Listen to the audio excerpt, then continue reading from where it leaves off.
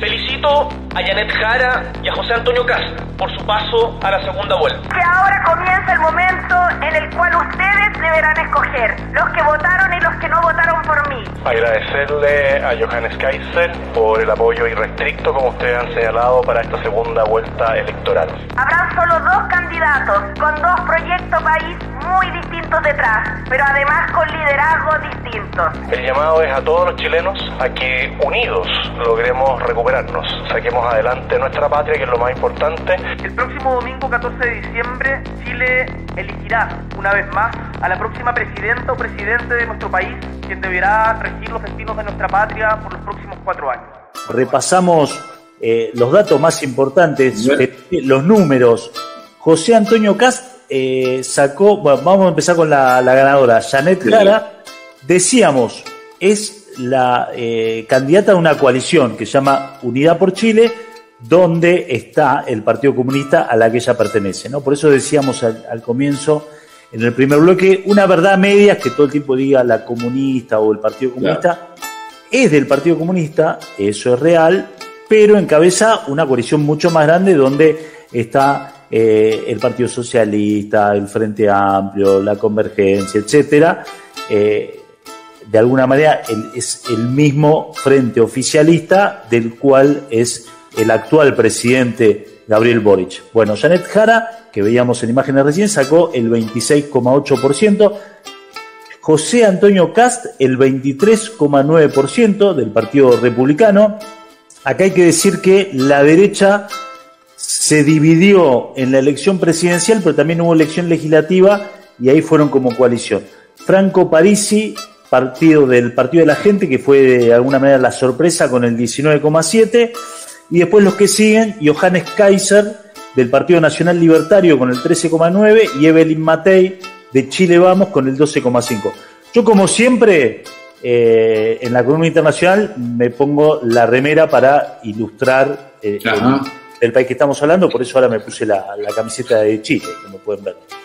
Pensé que se iba a poner la camiseta de Alemania, porque entre Kast y Kaiser... Perdón, es la de Alemania, Estuve cerca, no tenía nada de Chile a mano y me puse la de Alemania.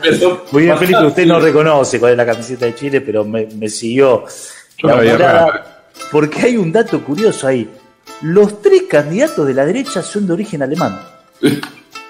Kast, Kaiser y Matei. Son los 3 de origen alemán, con el agregado de color que el padre de Kast era soldado del ejército alemán durante el nazismo y se exilió en Chile. Huyendo. En su momento, todo esto se discutió mucho hace 4 años, porque Kast también llegó al balotaje hace 4 años y perdió con Boric. Y él decía, no, era parte del ejército alemán, pero no era nazi, era un soldado, entonces no compartía la ideología, bueno, toda una pelota así. Pero al mismo tiempo que dice eso, Kast reivindica a Pinochet. Entonces, claro, bueno. Era nazi. Por eso, es difícil de entender esa... Y no era nazi, se quedaba en Alemania, ¿no? Sí. Es lógico. Así que... Bueno, este es el escenario, ¿no? Va a haber balotaje el 14 de diciembre. En principio, si uno suma los votos de José Antonio Kast, los votos de Evelyn Matei y los votos de Johannes Kaiser... De toda Alemania. Sí, 49%. Te da 49%. Entonces, en principio, ya la derecha...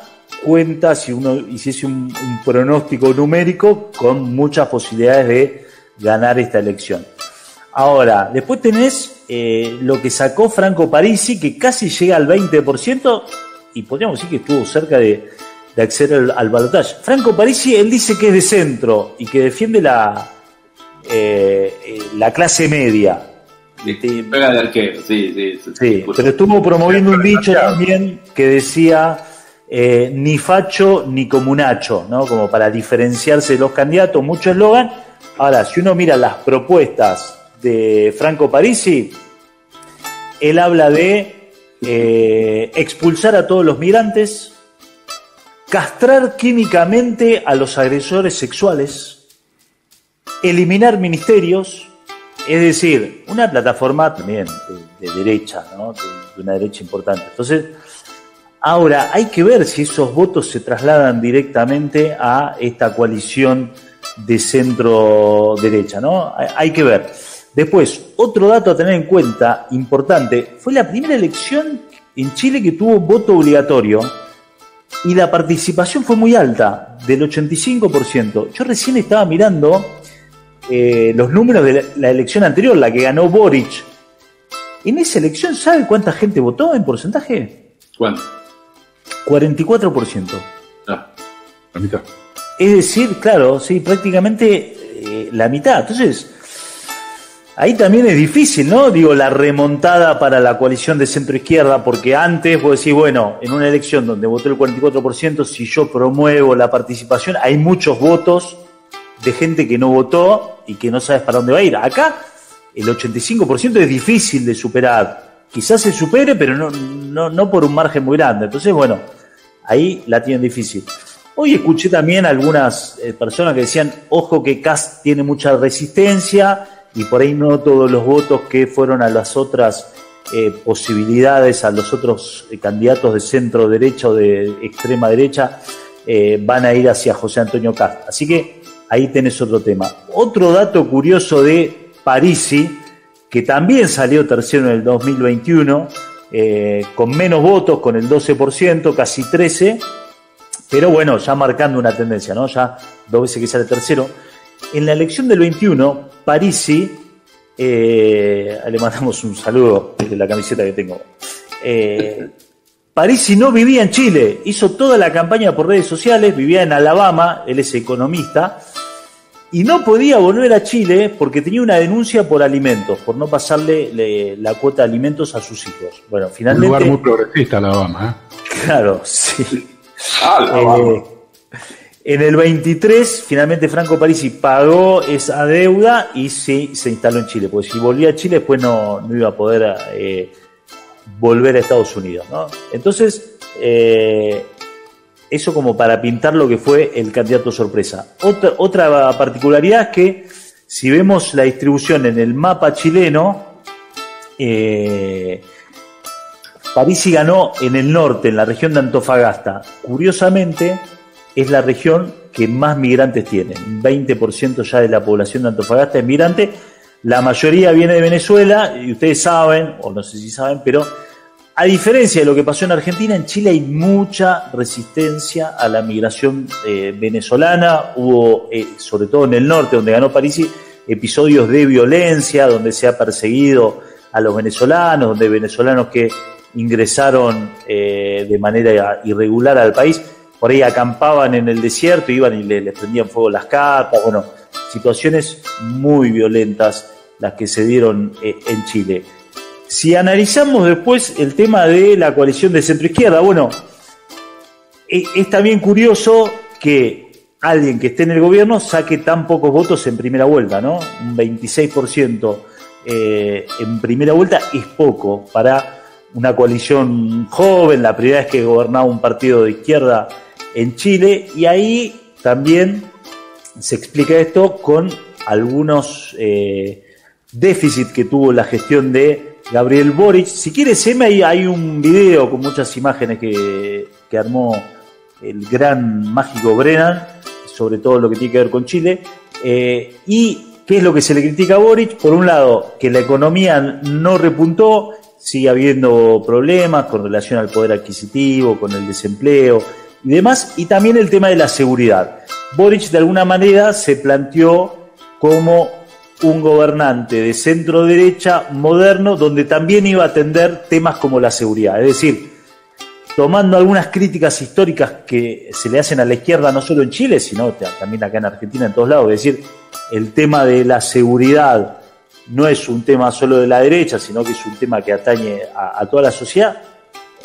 Ojo que es un argumento con el que coincido. Si uno revise las estadísticas de inseguridad, los barrios más inseguros son los barrios populares, las villas miserias y demás. Entonces, es un tema a atender que en Argentina también se dejó de lado, y en Chile, evidentemente, Gabriel Boric no dio en la tecla para poder solucionar esos problemas. Y después vemos también un electorado en Chile Opa. Bueno, se cayó ahí. Se nos cayó. Ramiro. Uno de los datos. Hay un dato que me llamaba la atención, Chelo, sobre la participación. Es que, evidentemente, ante el voto obligatorio la derecha fue a votar, ¿no? Claro. O sea, antes parecía que no votara, porque si con el 44% de los habilitados para votar ganó Boric hace 4 años, sí. Y hoy, quiero decir, perdón, que el 44% del padrón votó hace 4 años, y ahí se impuso Boric. Hoy votó el doble, y la distribución está bastante más pareja, pero evidentemente votaron más hacia la derecha, ¿no? Hubo los que participaron eran más derechosos, si se quiere. Yo ahí le quería preguntar también a Ramiro, ahí apareció de nuevo. Sí, sufrí otro ciberataque, igual que el pasado. Ya que me empiezo a hablar, me sufro ciberataques. En este caso, claramente que vienen desde el pinochetismo, ¿no? Y desde exactamente. El ciberataque de tía, de Balcón de Hierro. No, yo te iba a preguntar, Ramiro, para retomar el tema de Chile, ¿cuánto había desgastado lo que fue la reforma constitucional, intento de reforma constitucional en Chile, cuánto le había desgastado al gobierno de centroizquierda, digamos, y eso fue un factor que en definitiva lo dejó sin nafta? Sí, fue un golpe duro porque retomando esto que veníamos hablando, esta posición diletante, cambiante del electorado chileno se vio reflejada justamente en todo lo que fue la discusión sobre la nueva Constitución, y también retomando algo que planteaba Felipe al principio del programa, cómo en Chile se tardaron tantos años en discutir la Constitución de Pinochet, y cuando se dio la discusión pasaron cosas, diría Mauricio Macri. ¿Qué fue lo que sucedió? Bueno, por un lado, un andamiaje institucional muy complicado para que se apruebe una nueva Constitución en Chile. Primero hay que hacer un referéndum para que se apruebe la modificación, se armó la Comisión Constituyente, allí se armó una comisión muy amplia con sectores representantes de los pueblos originarios, de las diversidades sexuales, de la población civil, de los vecinos, etcétera, y se armó una Constitución no progresista, hiper recontra progresista, que tenía incisos para cada minoría. Y esto no lo digo yo, leyendo a algunos intelectuales y algunas críticas que se le hizo, de poner tantos derechos para la minoría, se perdió un consenso de mayoría, de alguna manera. ¿Y por qué digo lo del andamiaje institucional? Porque después la Constitución tenía que tener un referéndum de salida, es decir, se vota que se reforme la Constitución, se arma la nueva Constitución con todo lo que decide la Asamblea Constituyente que fue votada, y después esa Constitución se tenía que aprobar. Bueno, la Constitución no se aprobó finalmente. Esto es complicado, ¿no? Digo, en otros países, sin ir más lejos, lo que fue la reforma constitucional del 94 en Argentina fue más sencilla. Necesitas una gran mayoría para comenzar, unos 2/3, me parece, Felipe, para comenzar la discusión, pero después, una vez que se hace la Constitución, ya está. No hay que a ver si se aprueba o no. Pues digo, también esas son las trampas de la democracia.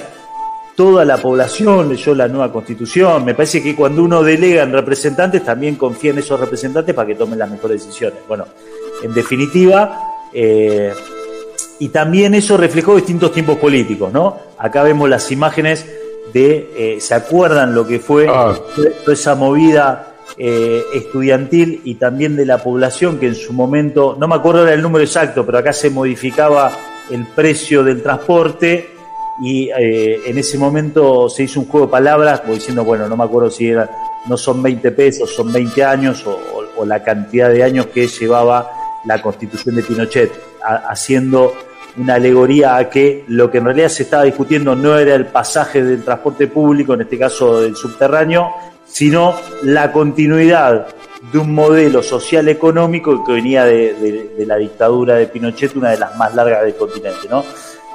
Todo esto, todas las protestas estudiantiles, recordemos que muchos de los referentes, incluido Gabriel Boric, fueron figuras de las protestas estudiantiles que se habían vivido allá por el año 2010, 2011 en Chile. Después vino esta nueva ola de protestas que se dieron en el 2019, 2020, y todo eso generó un clima propicio para que se aprobara el referéndum para la reforma de la Constitución y luego para el triunfo de Boric. Pero luego es como que la población dijo, bueno, ya hubo bastante quilombo, ahora quiero volver un poco al centro, y en pleno gobierno de Boric no se aprueba la Constitución. Entonces ahí un poco te respondo lo que vos planteabas, Chelo. Fue un golpe importante para Boric, porque la cantidad o la posibilidad de llevar adelante reformas se vio diezmada con la Constitución actual, que es la vieja Constitución de Pinochet, que tiene cuestiones donde está muy arraigado el tema de la poca intervención del Estado en temas claves como los recursos naturales, la educación y las jubilaciones, por ejemplo, ¿no? Entonces, eso hace que tenga un perfil neoliberal el país en general. Eso siguió sin reformarse, y después otro fenómeno que vemos en Chile es como todo tiende a la moderación. Los gobiernos que habían habido antes, por tomar algunos, el de Michelle Bachelet de centro izquierda fue hacia el centro, y el de Piñera de derecha también viró hacia el centro. En este caso el de Boric también era todavía más a la izquierda de Bachelet, y aparte era un referente de lo que fueron las protestas estudiantiles, también fue virando paulatinamente hacia el centro. Y el interrogante que se abre ahora es, de ganar la extrema derecha, ¿llevará adelante un programa de extrema derecha con todas esas banderas que reivindican, de echar a los migrantes, de cerrar ministerios y demás? ¿O también el esquema institucional chileno los hará virar hacia la moderación? Ese me parece que es uno de los interrogantes que se abren en Chile y que lo dejamos planteado acá en Balcón de Hierro. Yo, si me permitís, te hago una pregunta, Rami. Sí. Viendo, por ejemplo, si no puedes, justamente a partir de esto, de decir, bueno, ¿cuál podría llegar a ser? Primero, antes de vender la piel del oso hay que cazarlo, y todavía no sabemos quién va a ser el presidente. Pero suponiendo, efectivamente, que si ganara la derecha, me parece que puede influir un poco todos estos procesos políticos de derecha como las que vive la Argentina, pueden influir en tal vez la posibilidad de tratar de avanzar en un proceso, o es decir, no ir al centro, sino que mantenerse en esa derecha que promueven por lo menos para las elecciones.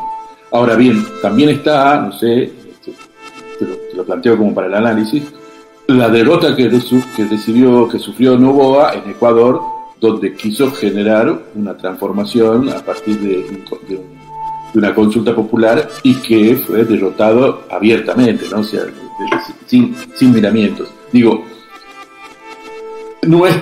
me parece que no es tan fácil, pero tampoco imposible, digamos, pero siempre hay un espacio de resistencia, ¿no?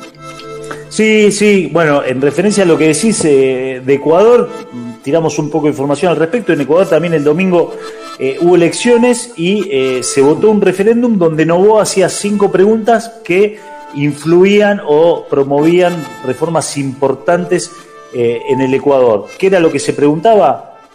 Avanzar sobre una reforma constitucional era una pregunta, habilitar la instalación de bases militares extranjeras en el Ecuador era otra, una pregunta importante. En el marco, acá te hago un paréntesis, en el marco donde Ecuador está viendo un problema grave con el narcotráfico, y los puertos de Ecuador que dan al Pacífico se convirtieron en la plaza de exportación más grande de cocaína. Entonces, en este juego que está haciendo Estados Unidos ahora de una nueva guerra contra las drogas, Ecuador tiene toda la ficha, ¿no?, para que Estados Unidos también se pita ahí. Otra de las preguntas era reducir el Parlamento, aduciendo el exceso de gastos públicos, y también en relación con esto último, eliminar el financiamiento estatal a los partidos políticos. Entonces, bueno, también todas preguntas que tenían que ver con la reducción del Estado y también con la intromisión de poderes externos, ¿no?, a través de bases militares. Bueno, la población en una mayoría le dio casi todas las preguntas rondaron entre el 60 y el 62% por la negativa. Entonces, sí, ahí vemos algo similar entre Ecuador y Chile, como el electorado se modera de alguna manera. Vota un presidente de derecha, pero dice no, todas esas reformas extremas no. Y en Chile tenemos ahora un proceso hacia el otro lado, ¿no? Por un lado, cuando estuvo la izquierda en el gobierno, le dijeron que no a la reforma de la Constitución. Ahora votan derecha, pero hay que ver cuánto esa derecha y cuánto el electorado habilita para reformas más profundas. Y bueno, como decía vos antes, Felipe, hay que ver, ¿no? Hay que esperar también qué pasa en la segunda vuelta, porque aparte también puede haber gente que cambia el voto, hay que ver cómo se manifiestan las campañas electorales, si hay algún cambio, los balotajes a veces son distintos a la primera vuelta, así que también hay que esperar a ver cómo los candidatos toman este resultado y cómo avanzan en este mes que tienen para hacer campaña, para seducir al electorado, que como decíamos antes, no hay tanto margen para apelar a los que no votaron, pero sí a apelar a los que votaron por otros partidos. Como decía Chelo al principio, digamos, cómo a veces toman algunas frases o palabras que tienen un fuerte significado político y que lo transforman estas fuerzas de la derecha. Hoy o ayer se comunicó Milei con Katz para felicitarlo por el pase al balotaje y terminó diciendo la libertad en América avanza, o sea, y esto es casi como alguna vieja consigna donde se planteaba que la espada de Bolívar avanza por América Latina, ¿no? Y creo que están viendo la conformación de un eje libertario en el cono sur que por ahora Milei me da la sensación que sueña con ser el referente, el representante, el nexo con Estados Unidos a partir de ser, si se quiere, el primero en haberse arrodillado de manera tan vergonzosa ante los poderes de Estados Unidos, ¿no? Ahí Felipe, tenés dos cuestiones, que es, por un lado, que Milei apoya esto, aunque Milei, el candidato favorito de Milei no era Katz, sino Jonajes Kaiser, que justamente representa al Partido Nacional Libertario. Obviamente, una vez consolidado el triunfo de Katz, obviamente Milei también va a apoyar a Katz, como Jonajes Kaiser ya dijo que va a apoyar a Katz, lo veíamos en el video de inicio. Y después, los Estados Unidos, que cuando se dio en la semana justo previa a las elecciones en Argentina, que se termina de cerrar por un lado el préstamo o la garantía, como explicó en sus últimas intervenciones públicas Scott Bessent, como que dijo que bueno, no, lo que se hizo con Argentina no fue un salvataje, sino como que fue una especie de garantía.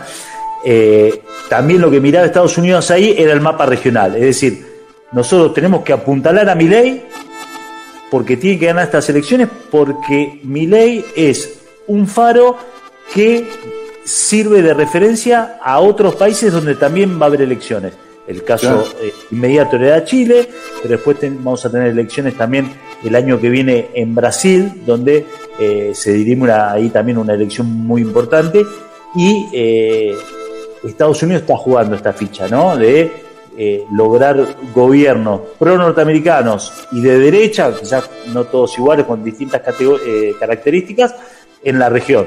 Ya tiene un gobierno de derecha en Paraguay, ya tiene un gobierno de derecha en Ecuador, ya tiene un gobierno de derecha o centro derecha en Bolivia, van avanzando. En Perú, que también es una situación de no gobierno, que es un escenario que le gusta a Estados Unidos, como lo logró en Siria, como lo busca en Gaza, etcétera. Cuando no puede instalar su candidato, busca que haya una situación de no gobierno o de no institucionalidad. Así que sí, ahí hay un bloque supranacional importante que está jugando sus fichas.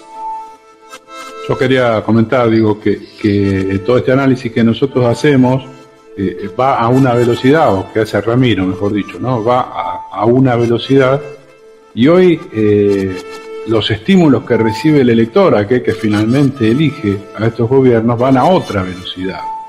Entonces, no dejo de relacionar esta diferencia de fase entre las dos velocidades con las alternancias que empezaron a haber, digamos, en los 90, generalmente cuando un gobierno metía primera, después de la reforma, ¿no? Cuando un gobierno metía primer mandato, metía segundo, era como que, bueno, de 6 años se habían pasado a 8, porque eso establecía más previsibilidad, según el espíritu y el cuerpo de la reforma del 94, pero vimos que eso en Argentina se cumplió con los gobiernos de Néstor después baja, Cristina hace dos mandatos y después empieza esta alternancia, ¿no? De Macri, Alberto, ahora Milei, y está pasando también regionalmente, ¿no? En lugares donde no se puede elegir otro presidente, pero cambia la tendencia política, es decir, en lugares que no hay reelección, pero así todo cambia la tendencia política. Digo, parece que el estímulo que reciben los ciudadanos en esta super velocidad de las redes, en esta mega información de que el titular ya es de ayer siempre, o sea, siempre es viejo el titular, también ha cambiado el modo de comportarse del electorado, ¿no? Como que pretende respuestas mucho más rápidas por parte de quienes gobiernan, ¿no? Y sabemos que la burocracia, en términos democráticos, tiene sus velocidades que hoy al día han quedado desfasadas. Sí, totalmente. No sé si era una pregunta o un comentario, pero sí, bueno. No, como para tirar así, como para pensarlo, porque digo, yo veía la velocidad con que se salvó la devaluación en la Argentina. O sea, la intervención de Estados Unidos fue la no devaluación, de eso se trataba. O sea, por más que, como vos decías, Ramiro, le cambien los nombres, como decían con Felipe, le pongan así, o sea, era la no devaluación. Si devaluaba, buenas noches, no te veo más. Entonces, es como que hubo una velocidad, una respuesta ahí, una respuesta, que yo es la primera vez que veo una respuesta a tal velocidad, prácticamente en línea con lo que aparece en línea. Ahí hay algo que ha cambiado en la política. Y a veces hay estructuras que son mucho más lentas y farragosas en la toma de decisiones. Entonces ahí hay un detalle que me parece que han tomado la delantera en ese aspecto. Bueno, sí. Uno de los problemas que había tenido hasta el 26 de octubre el gobierno no solo era por la crisis económica, sino porque había perdido el centro del ring, si se quiere, y sobre todo el manejo de la agenda. Y el manejo de la agenda en un gobierno es la toma de decisiones.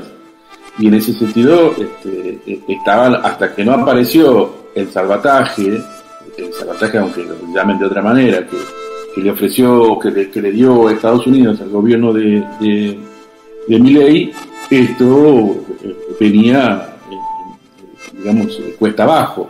Y una caída de Milei no era solamente la caída de un gobierno en la República Argentina, sino que impactaba de lleno en lo que es la estrategia del gobierno de Estados Unidos de tener, de que el patio trasero sea no solo el patio, sino que responda a las necesidades de la Casa Central, que es la Casa Blanca en Washington, ¿no? Entonces, ahí por eso hubo esa salida tan fuerte, porque veníamos sufriendo una devaluación, unas micro devaluaciones con la fluctuación del dólar que veníamos viviendo durante todo este último año y medio, pero íbamos camino a una fuerte devaluación diferente a la que había implementado Caputo y Milei, no bien asumieron el gobierno, pero íbamos camino a eso, y en este caso iba a ser realmente la debacle.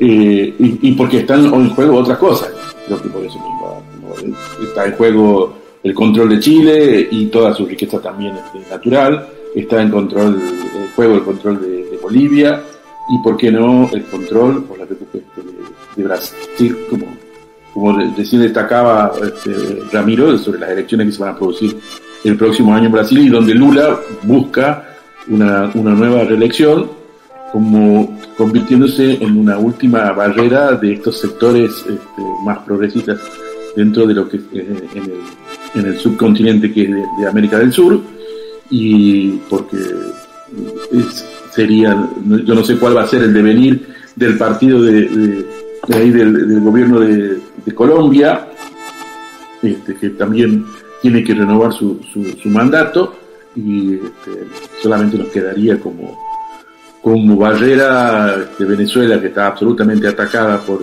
Estados Unidos, y Brasil. No lo cuento a los hermanos uruguayos, pero por una cuestión de tamaño, no porque no les tenga respeto.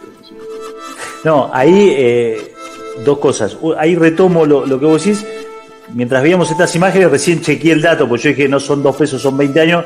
La consigna era no son 3 pesos, son 30 años, cuando se produjo las manifestaciones que fueron en el 2019. Se discutía un aumento de 3 pesos sobre el subte. Esto generó un rechazo importantísimo, movilizaciones masivas, una plaza prácticamente tomada, que se nombró en ese momento como la Plaza de la Dignidad, ahí vemos las imágenes. Y todo eso fue la previa, todo eso fue como el germen de cultivo que llevó a la victoria de Boric. Y inteligente ese eslogan, ese refrán de no estamos discutiendo los 3 pesos del subte, sino estamos discutiendo 30 años de un gobierno que tiene una constitución neoliberal donde no se pueden hacer modificaciones estructurales. Y con respecto a lo que decías vos recién, Felipe, claro, yo te iba a decir, vos decías Brasil, decías Colombia y Venezuela, que venimos de hablar la semana pasada con el viceministro de Cultura de Venezuela. Estados Unidos está ejerciendo presión en toda la región. Por eso también tiene los buques y el portaaviones más grande del mundo apostado en el Mar Caribe, porque a diferencia de otros momentos históricos de la geopolítica norteamericana, donde siempre el foco estaba puesto en Medio Oriente y de alguna manera Latinoamérica lo dejaba de lado, quizás la última gran intervención fue durante las dictaduras militares con el Plan Cóndor y una coordinación específica para el continente, pero bueno, después de lo que fue el desarmado de esas dictaduras, toda la presión de los organismos de derechos humanos y los documentos y toda la información que se empezó a conocer de la barbarie que había sido la dictadura, bueno, Estados Unidos como tuvo que retirarse de esa postura y dejó andar libremente al continente, y ahora vemos cómo en la administración Trump están tratando de asegurarse lo que ellos llamaban su patio trasero en el marco de otra disputa, que es la disputa con China, ¿no? En este escenario de guerra comercial total en todo el mundo con China, ellos evaluaron cómo China, a través de inversiones, lo que se conoce como la franja de la ruta y la Gaza, de la sede y la ruta en todo el mundo, haciendo inversiones de infraestructura y demás, dijeron no, tenemos que tener una presencia más firme. De hecho, China tiene inversiones importantísimas en Chile, en Perú, en Ecuador, en Argentina, en Brasil, digo, en países de izquierda, pero en países de gobiernos de derecha también tiene inversiones importantes. Y lo que decíamos también, al pegarla a Venezuela también busca pegarla a Cuba, porque uno de los sostenes, el que le da petróleo a Cuba es Venezuela. Entonces busca pegar por todos lados a los gobiernos que son opositores a Estados Unidos de distintas maneras. En Venezuela y en Colombia también, ahora con la presencia militar, en Argentina con el salvataje económico, en Chile también con un apoyo explícito. Así que creo que nosotros como continente hoy somos también una pieza dentro del escenario global.